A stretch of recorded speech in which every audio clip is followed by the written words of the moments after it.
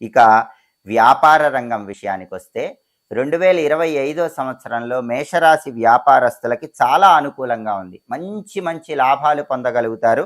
Wholesale వ్యాపారం చేసే వాళ్ళకి, రిటైల్ వ్యాపారం చేసే వాళ్ళకి పూర్తిగా అనుకూలమైనటువంటి కాలం అని చెప్పాలి. కొత్త వ్యాపారాలు ప్రారంభిస్తారు. ఆ కొత్త వ్యాపారాలలో సంచలన విజయాలు నమోదు చేయగలుగుతారు.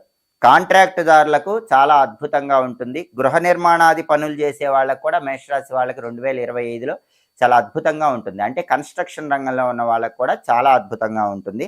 అలాగే వస్త్ర వ్యాపారం మాత్రం సాధారణంగా ఉంటుంది. అద్భుతమైన లాభాలు రాకపోయినా కొంతవరకు లాభాలే వస్తాయి. రియల్ ఎస్టేట్లో ఉన్న వాళ్ళకి మాత్రం మేషరాశి వాళ్ళకి తిరుగుండదు. 2025లో రియల్ ఎస్టేట్ చేసే మేషరాశి వాళ్ళకి విశేషమైనటువంటి లాభాలు ఉంటాయి.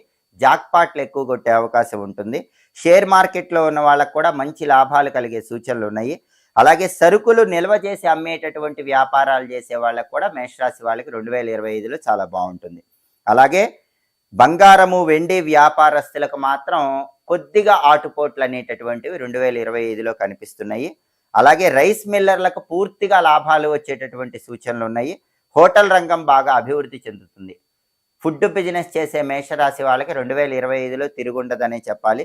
చిన్న చిన్న కిరాణా వ్యాపారస్తులకు మాత్రం విపరీతమైనటువంటి లాభదాయకంగా ఉంటుంది. మొత్తం మీద పరిశీలిస్తే దాదాపుగా ఎక్కువ శాతం మేషరాశి వ్యాపారస్తులకు 2025లో అనుకూల ఫలితాలే కనిపిస్తున్నాయి.